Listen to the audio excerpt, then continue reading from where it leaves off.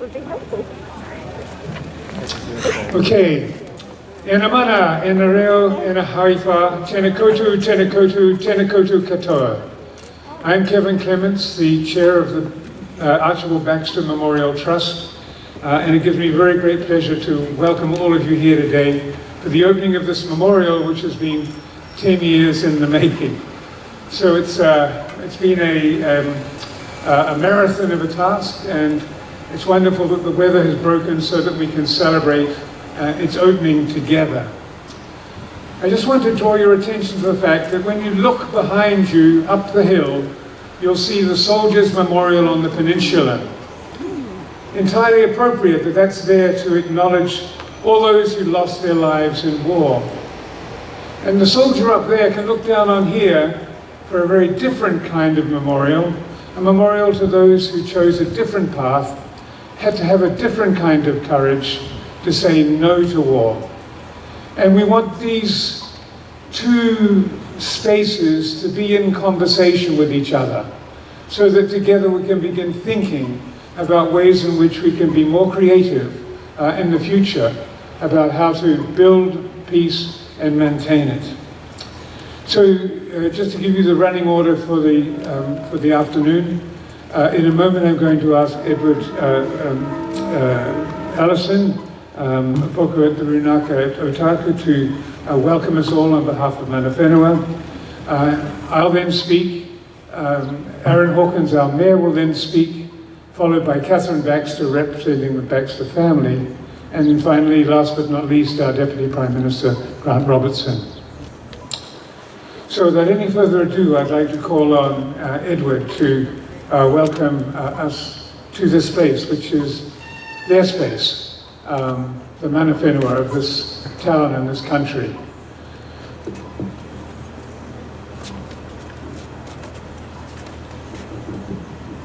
Tēnei te rūrui koukou mai nei ki hae marikiri, ki hae marakaraka tūpoko nui o te rūru, te re kau, he pō, he ao, ao te. Nō reire tēnā rā koutou katoa, ngā hau e whā, me ngā hākui hākoro tai atu ki ngā tamariki mokopona mā, nau mai, haere mai ki tēnei wahi, ki tēnei kaupapa tara nei, he kaupapa nui. O tātou, me kauria muriaki nei, tēnā rā koutou katoa. So that's my brief welcome. I was just going to say a few words as well.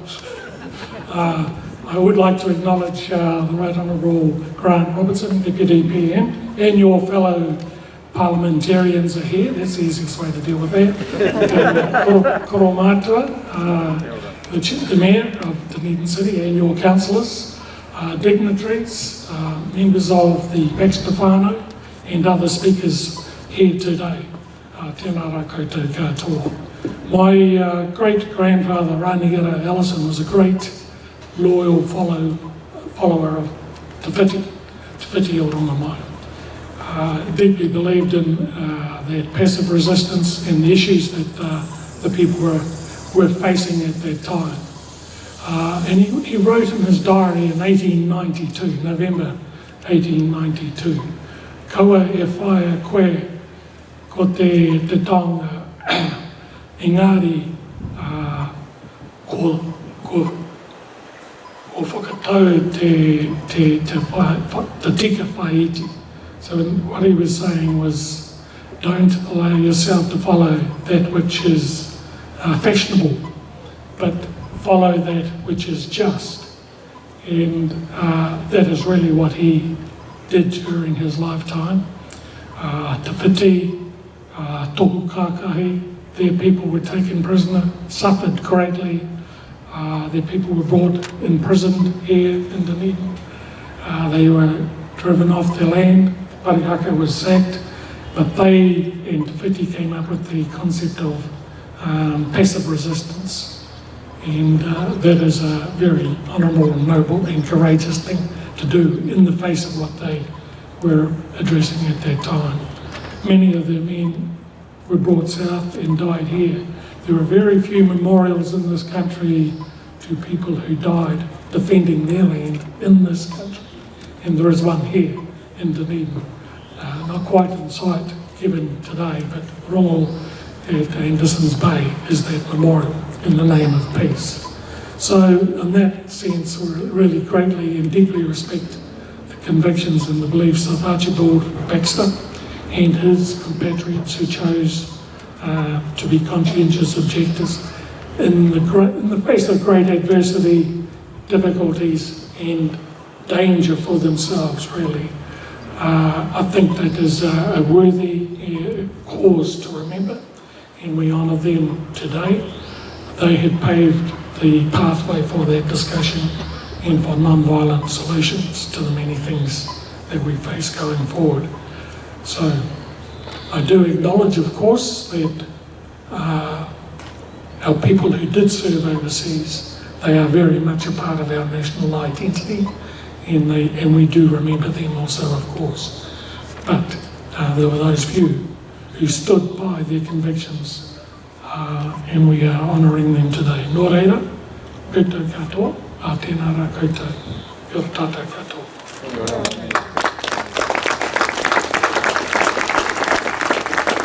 Laura Edward, and many thanks for those greetings, and for the reminder that we're honouring all those who had courage, whichever path they eventually chose. So welcome to all of you who have travelled from other parts of New Zealand to be present at this opening. Welcome to all of the dignitaries that are gathered here behind me. Welcome to all of those who have supported this venture from the very outset. The Archibald Baxter Memorial Peace Garden and National Monument to all COs started from a seed planted by Tony Eyre, who wrote an op-ed on Archie for the ODT 10 years ago. Alan Jackson read the article, called Tony, and said it would be nice to honour Baxter in some way. Steve Mulqueen, a local sculptor, got involved, and he was also excited by the suggestion, and soon they got involved in serious conversations about how we could acknowledge Archie and other COs. Soon after, Paul Sorrell and I got involved, then Ralph Lawrence, Richard Jackson and Tim Ledbetter. The group expanded to Wellington, where Penny Griffith, Katherine Baxter, David Grant and Fisk Ellison came on board, and we then constituted ourselves as the Baxter Memorial Trust, of which I'm proud to be chair for the last 9 years. So I'd like to take advantage of this opportunity to thank all my colleagues on the Trust, but especially Alan Jackson for being our secretary and keeping us all on task, and Tony, our treasurer. I want to applaud the whole Trust for their wonderful dedication and service to bring this monument to fruition. The Trust has 3 aims. The first was to develop a memorial to Archie and all New Zealand conscientious objectors. The second was to organise an annual Archibald Baxter Memorial Lecture. And the third is to stimulate peace education in schools. By far the most challenging was to develop this memorial. We searched for two sites, and after 2 false starts, the Dunedin City Council offered us this one on the intersection of George and Albany Street. We accepted their offer and then started commissioning different designs before accepting one from Paddy Baxter, the landscape architect, and sculptor St. Woolridge, both of whom are here today. Thank you for your wonderful vision for this place, and I hope it wins the Architects of the Year award. And as the process continued, the Dunedin City Council under Mayor David Cull, no longer with us unfortunately, and David Benson Pope were unfailingly supportive, as have been their colleagues on the council staff. Our current Mayor Aaron Hawkins and Deputy Mayor Chris Gary have also given their enthusiastic support to the project too, and we wouldn't have been here without their backing. Having accepted the site and design, we then had to raise the funds, and here I want to acknowledge you, all of you who gave us generous individual donations. You know who you are. You gave us hope when our bank balance was pretty near zero. But then we had the generosity and the great generosity of the New Zealand Lotteries Fund, the Dunedin City Council, the Otakou Community Trust and the Alexander Macmillan Trust. And I'd like to thank all of these bodies and all of the other smaller trusts and religious groups that also gave generously to get this monument built.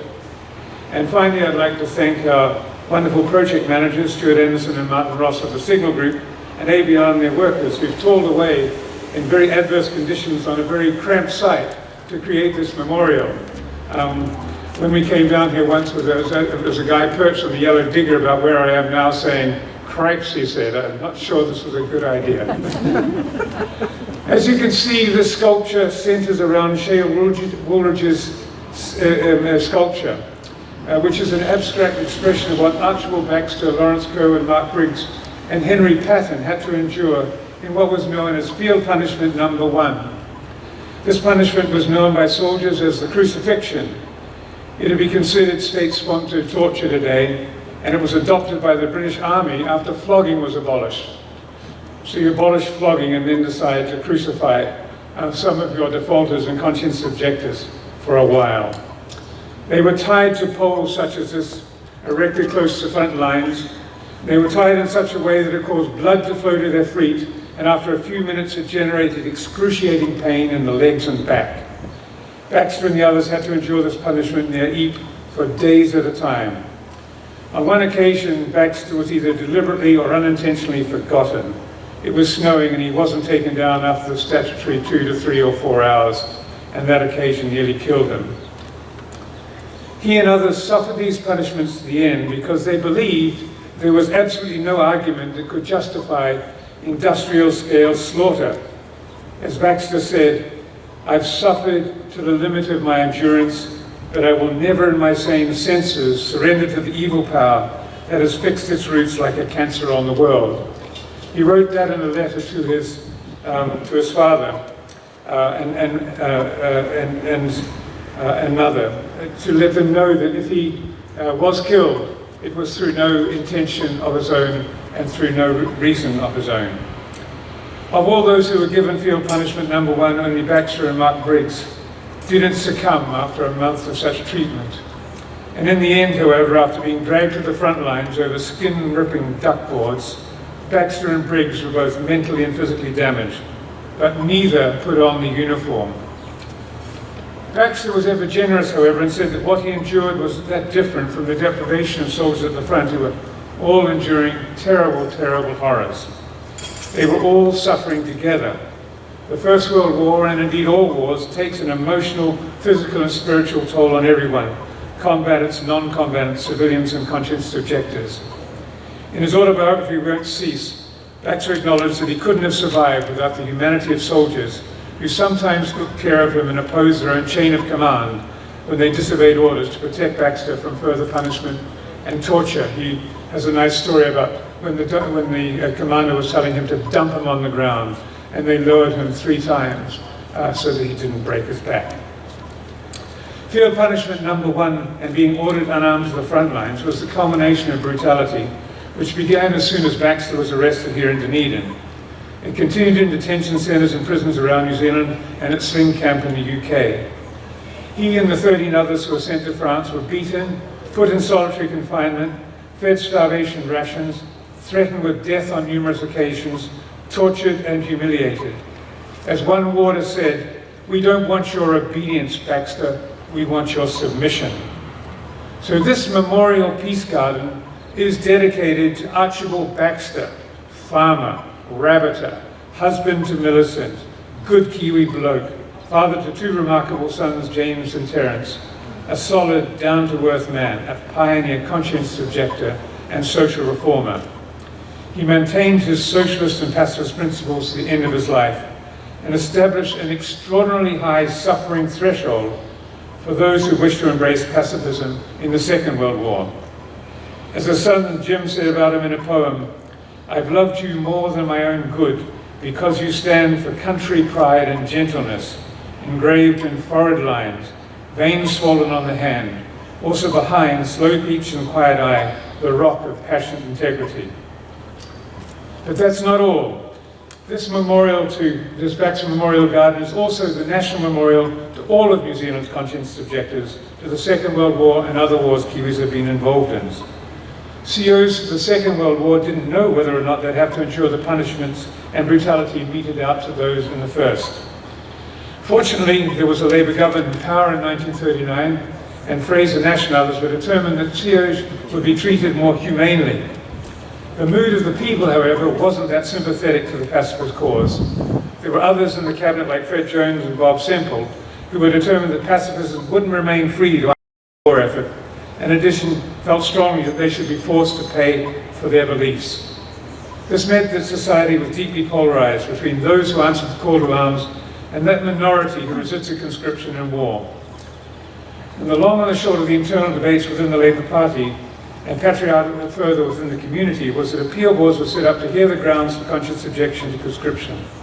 The traditional peace churches, such as Quakers, were exempted, but everyone else had to argue their case.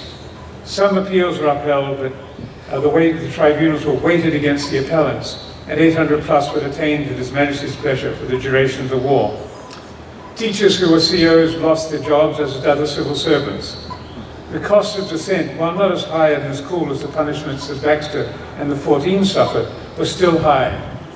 The detainees were only allowed visits from family, but because the camps were in such isolated areas, these visits were few and far between. The camps were forced labour camps and resulted in many of New Zealand's forest areas. Pacifists and their families experienced considerable hostility from friends, families and workmates when they took the stand. Going to war required bravery, but being a pacifist also required courage in a community focused on the war effort. And it generated its own individual stories of suffering and depression. My mother had a brother, her most loved brother, who was killed in Libya in the Second World War. And her husband was a conscientious objector. And she was the daughter of a Methodist minister, and people in that church said to her, what did it feel like to be married to a coward while her brother was being killed? And the tension was too much for her, and she had a mental breakdown. I mean, it doesn't compare to the suffering of somebody on the front lines, but it was suffering.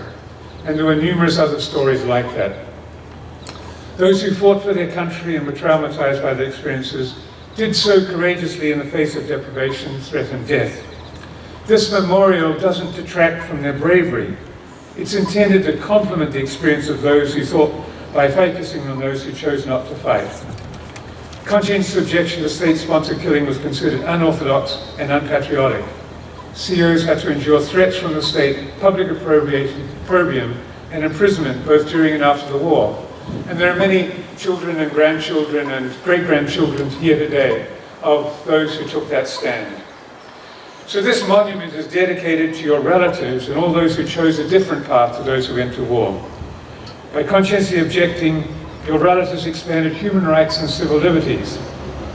They made, conscientious objectors then made, and peace activists now make a vocational commitment to non-violence as a way of life and the peaceful resolution of disputes. In doing so, they provide some small break on unbridled power in wartime and creative opportunities in peace. They create spaces for individuals that say no when they're asked to do reprehensible things which offend religious, ethical, or humanitarian values. It's not easy being either a pacifist or a soldier, sailor, or airman. Both are risky and dangerous vocations. True pacifists, however, would rather be killed than killed, suffer rather than inflict suffering.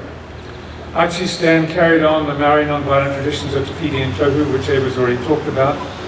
He suffered deeply as a consequence, but provided an example to others to assist in their own ways. And today we celebrate and honor those who chose the narrow road of resistance to war and suffered the consequences.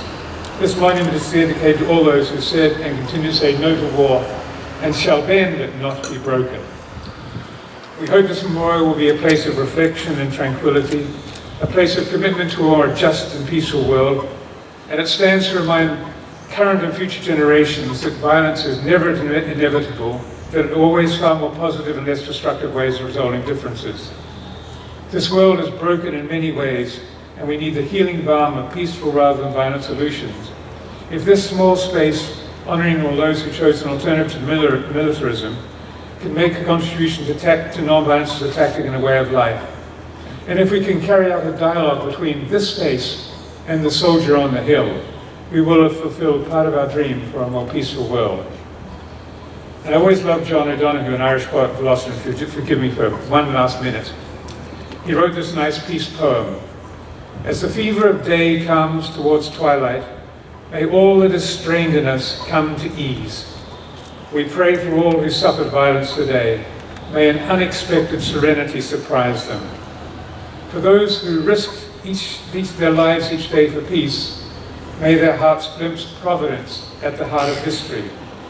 That those who make riches from violence and war might hear in their dreams the cries of the lost.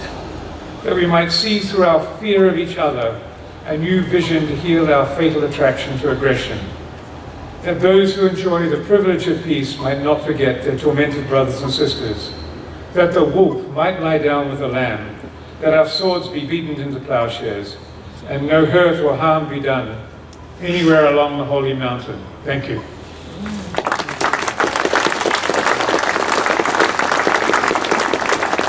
And now it gives me great pleasure to invite His Worship the Mayor to speak on behalf of the City of Dunedin. Aaron. Kia ora koutou, ka mi nui ki koutou, kia ora. I'd like to acknowledge the people of Waitaha, Kati Mamoi and Kaitahu as mana whenua of this place, and mihi to you, Edward, for your warm welcome. Acknowledge the Deputy Prime Minister, also within line of sight of the beginning of his political adventure down the road at the University of Otago, and you all members of Parliament, some of whom fit into the same camp.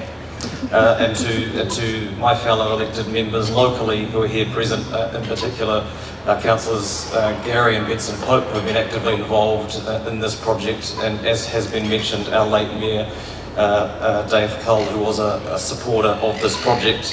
To Katherine and the wider Baxter whānau for their ongoing support, to Keven and your team for your enduring patience, to all of the fundraisers, large and small, and to all of the workers who have designed and built this monument.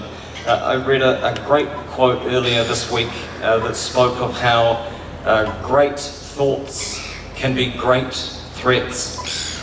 And that is certainly true of the approach that Archibald Baxter and his fellow travellers took to military service. It's hard to build a war on the back of a generation sacrificed if they all start to say no. And it's also true, I think, sadly and somewhat surprisingly to me, of this project.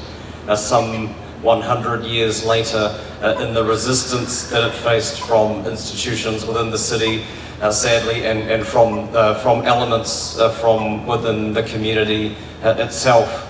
And I found that surprising, but no more surprising or less surprising than following on from Anzac Day earlier this year, where I attended many civic functions with both my red and white poppies.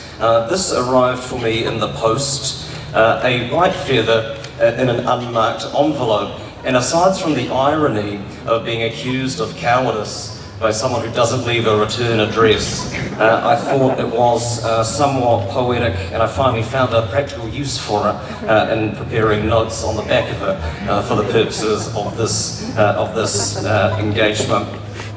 It's useful to have opportunities to reflect upon and acknowledge what has gone before us and the wrongs that have been inflicted upon people, and to consider the implications of that. And I've been thinking a lot this week about my former Member of Parliament when I was a child, Mark Peck, who was the MP for Invercargill and was very active in the work to achieve pardons for Private Victor Spencer and other soldiers who were executed by their fellow countrymen for the sin of desertion. And that again was not a struggle that was easily achieved, but was so incredibly important, particularly for their whānau down the line, who have been subsequently stigmatised by the poor treatment that had been meted out to their ancestors. Archibald Baxter, of course, also sits within a proud tradition in the city of writers with a strong social conscience, thinking of people like Rutherford Waddell and John A. Lee, people who are either from or found themselves here in Dunedin, and we will not cease. There are a few more totemic works that have been created by writers in the city, and we are a UNESCO City of Literature. Acknowledging our literary history is something that we take very seriously, but sometimes a plaque in the Octagon just isn't enough. And here we have an acknowledgement writ large, not just to Archibald Baxter, as has been pointed out, but to his ideological fellow travellers. So thank you again for the opportunity to speak, and I can't begin to comprehend the endurance that it has taken, Keven. It's been a painful journey to get to this point, but nothing in comparison to feel punishment number one. Nō reira, tēnā koutou, tēnā rā tātou katoa. Kia ora.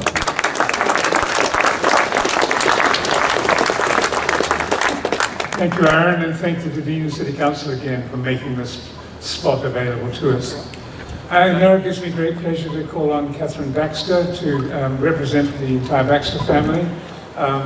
For her words,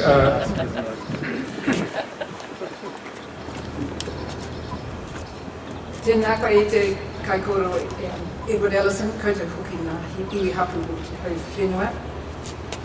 Tēnā tātou katoa I kohimana.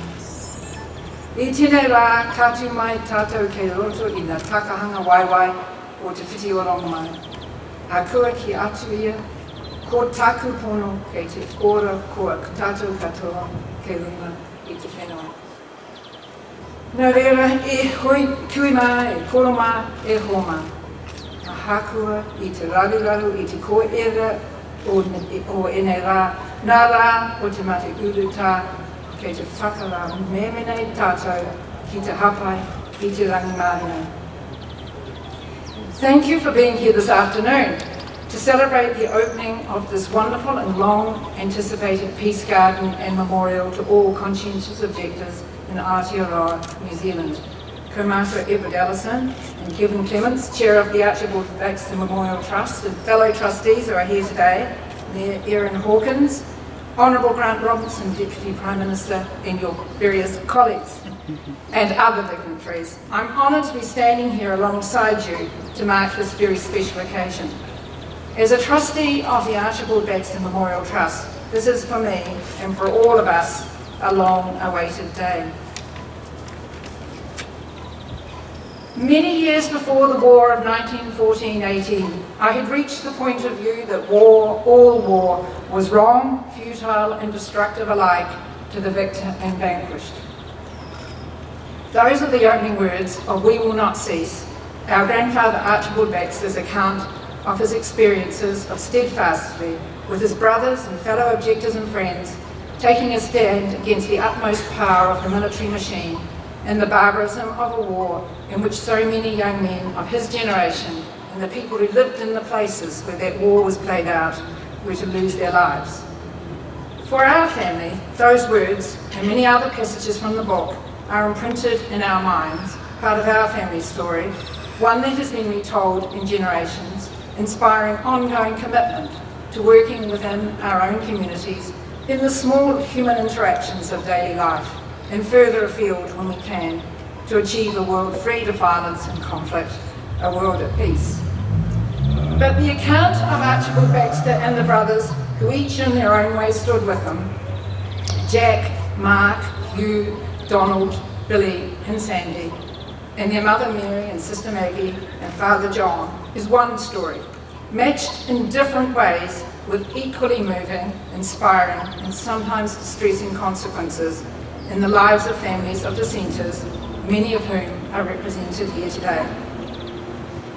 There are places and ceremonies throughout Aotearoa where we can gather to respect, remember and grieve for those who went off to fight with great courage in far-off places, those who lost their lives or returned damaged from war, and we remember them. But the messages and comments sent to the Trust over the past few months, many very touching, tell us that there are families of conscientious objectors who have for some time been seeking a place where their heroes of dissent and their families can be appreciated and respected, remembered and honoured as people of great principle. This Archibald Baxter Peace Garden and National Memorial is intended to be that place, a national memorial for conscientious objectors throughout the history of Aotearoa, with a reach that stretches back to the courageous passive resistance of Tohu Kākahi and Te Whiti o Rongomai and their family at Parihaka, through the experiences of objectors in the many wars of the past century, to the young people of today as they face new challenges in working to achieve peaceful solutions to conflict at home, regionally in the Pacific and beyond. So I'm saying today to the families of conscientious objectors who have come today to be part of this ceremony, no mai, haere mai, welcome. Ko te wāhi tēnei. This is your place. And to others committed to making peace a reality, haere mai tātou katoa, e whanau kotahi tātou, we are one family. But to my fellow Baxter trustees, but particularly those in Dunedin, the people who have done all the hard work over several years, to the Dunedin City Council, the lot of grants board and our many philanthropic and donor supporters, to the designers, the construction team and others, thank you. You have created what will become a lovely space, a calm space, in the middle of the busyness of Dunedin, where people can come to remember those who have gone before, to reflect and to look ahead to the mahi still to be done in the pursuit of world peace. Nō reira, tēnā koutou, tēnā ngā tātou katoa.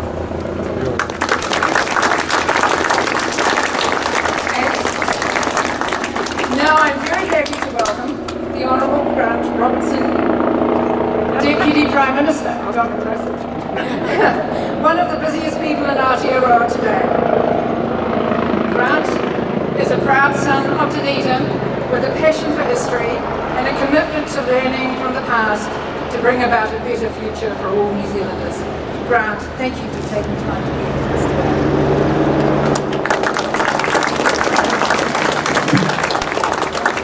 O tihe Māori ora, he mihi ana na mana whenua ki tēnei rohi, a tēnā koe Edward, a tēnā koutou katoa. E nā tini mate haere atu rā, aputi hono tātai hono, rātou te hunga mate ki a rātou, aputi hono tātai hono, tātou te hunga ora ki a tātou. E nā mana, e nā reo, a raurangatirama a nā hoe whā, tēnā koutou, a tēnā koutou katoa. Nau mai, hara mai ki tēnei wakanui. Welcome to this celebration, and I use that word advisedly. For me, this today is a celebration of courage, and I want to return to that in a moment. Can I join with all of the previous speakers in acknowledging the many dignitaries who are here? My parliamentary colleagues have been mentioned, but I'll name them because that gets you brownie points inside the caucus. So I want to acknowledge my friends and colleagues, David Clark, Ingrid Leary and Rachel Brooking, who join us here today. Mayor Aaron Hawkins and your councillors, as I say, Rorangatirama, you're all of that status, but you also have to do something else that's important when you're in Dunedin if you're me, and so I want to acknowledge my mum as well, who I hope is still here, if she hasn't left already. So it's always a great occasion for me to come back to the city, but I was especially thrilled to be offered the opportunity to speak today and the honour to open this Peace Garden in memory of Archibald Baxter. It has been a very, very long time coming, and Keven, to you and the Trust, I think your activities are beyond admirable.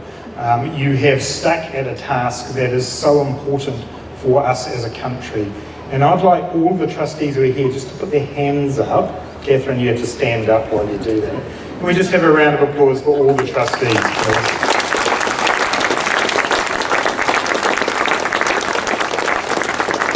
I also want to acknowledge all of those who have funded this project. They've already been mentioned by Keven, the various trusts who have supported this, many of whom the community trusts, and I acknowledge Barb Long and others who are here from the trust, the Alexander Macmillan Trust, who have been part of the city for so long and part of very important contributions to what it means to be in Dunedin, to all of the funders, large and small.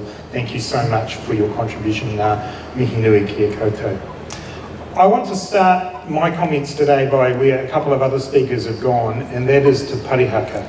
And in particular, I want to note that in 1881, if I'm not mistaken, the year of Archibald's birth, we saw the invasion of Parihaka. We saw in New Zealand's history a moment where peaceful resistance had become something of a rallying cry for the people of Taranaki and the Parihaka Pa. And at that moment, government made decisions to fight, to take on that peaceful resistance. And we don't want our histories to start in the wrong places. And I think it's totally appropriate, Katherine, that you and others have acknowledged today Parihaka, especially here in Dunedin, acknowledging that some of those killed on the 5th of November 1881 had been here in Dunedin, imprisoned, and others later came to be imprisoned in this town. And we must never forget our histories and where we began as a country in the cause of peace and of peaceful resistance. So I want to acknowledge and mihi to the people of Parihaka, a Taranaki whānui katoa, tēnā koutou katoa. The shifting sands of war and peace, conscription and conscientious objection are part of the lives of many New Zealanders. And I want to take a moment now to acknowledge all of the families of conscientious objectors who join us here today. The Baxter family, yes, but all of you who are here today. And I want to take a moment to acknowledge that stigma can stick. And for those families, thank you for your relatives. Thank you for what they did for the cause of peace, and thank you for being here today to support them and acknowledge that cause. As Keven noted in his editorial, the sacrifice, trauma, courage and loss of those who fight in war is acknowledged across New Zealand, and I acknowledge that today as well. But what we do today is to give full recognition, finally, to those whose courage also saw them experience trauma and hurt. One of those who joined Archibald Baxter in prison for his anti-conscription views in the First World War was my predecessor as both the MP for Wellington Central and as Deputy Prime Minister, Peter Fraser. Peter Fraser served time in the terrorist jail in Wellington for his anti-conscription views. And then he was the Prime Minister responsible in World War II for conscription. Such is the way in which our histories evolve. I don't offer judgment on that today, but I acknowledge that today is a step forward in our recognition of those who have stood on principle and showed courage to oppose war and who suffered terribly for that. Courage comes in many, many forms, as does our history. History is not a single story told in a linear narrative. It's the weaving together of our collective stories and memories, our principles and our passions, but also our contradictions and our compromises. And we have to tell all of our history. One of my very proud moments as a member of this government was our decision that New Zealand's histories will be taught in all schools starting from next year. And as we do that, and as we acknowledge more and more the parts of our histories that we should, such as Matariki, now we must also take this time to acknowledge the different histories and the weaving strands of history of war in New Zealand. This memorial's depiction of Field Punishment No. 1 is a stark reminder of the suffering of Archibald Baxter and other conscientious objectives. To reiterate what Keven has already said, it would and indeed should be seen as a gross and inhumane form of state-sponsored torture. We must recognise that today, and for what it is worth, on behalf of a government who in some way was part of that in our past, I want to say sorry, I want to say it was wrong, but it is again part of our histories that we must acknowledge, and the beautiful sculpture that we have behind us, Shane, does that, and so I say thank you for that. Art should challenge and evoke, and you have definitely met your brief in that regard, and Paddy too, for the broader grounds that we have here. I was thinking about a poem to talk about today, and a friend of mine once drew a painting, or it's a drawing, but it's coloured, and it's actually a picture of the Captain Cook Tavern, and on it it says, "Lost, one original heart and mind between the pub and the lecture theatre," which is one of James K. Baxter's poems. But the one that actually came to mind for me today was Alan Kernow's poem, when he said, "Not I, but a child born in a marvellous year will learn the trick of standing upright here." And I look at this memorial behind me of somebody who is bent and think that that was one of the great attempts to stand upright in our New Zealand history. Our commitment to peace and disarmament is now intertwined in our identity. It's part of who we are on the world stage. It's part of standing upright as a New Zealander. We owe Archibald Baxter and his fellow conscientious objectors for setting us off on that path. But each day as a country and as a people we are challenged. Each day we need to recommit to peace in the cause of peace. Each day we need to do better and more to live up to that aspiration we have as a country, to stand upright, to honour those who were forced to bend but did not break. We have to show their courage. We have to show our support for those who stand upright here now on our earth. As Archibald Baxter inscribed on a copy of We Will Not Cease that he gave to Mark Briggs, in memory of days that we can't yet afford to forget, we must never forget. This Memorial Peace Garden gives us that place and that opportunity to always remember and to strive for peace everlasting. Nō reira, tēnā koutou, tēnā koutou, tēnā koutou katoa.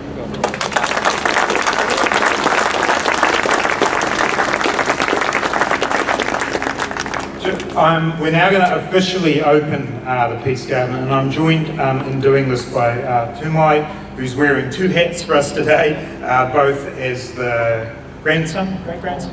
No, close relative of a conscientious objector and representative of mana whenua as well.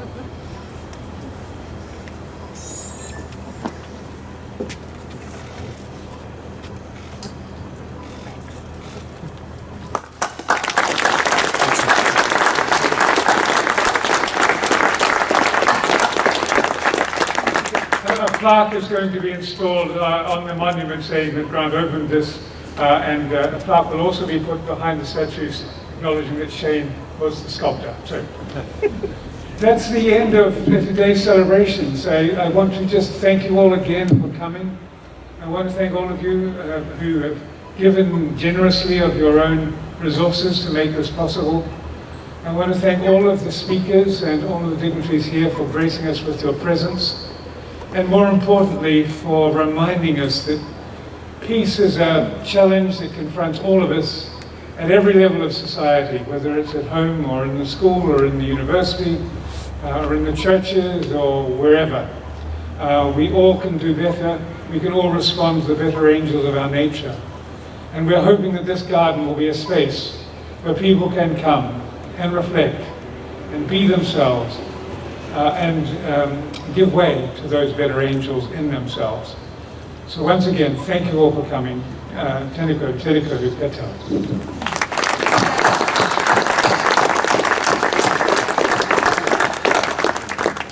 And now I should just say that for the children and grandchildren of conscientious objectors and supporters, there will be an afternoon tea at Knox Church, although we have to be careful about not exceeding the COVID-19 numbers.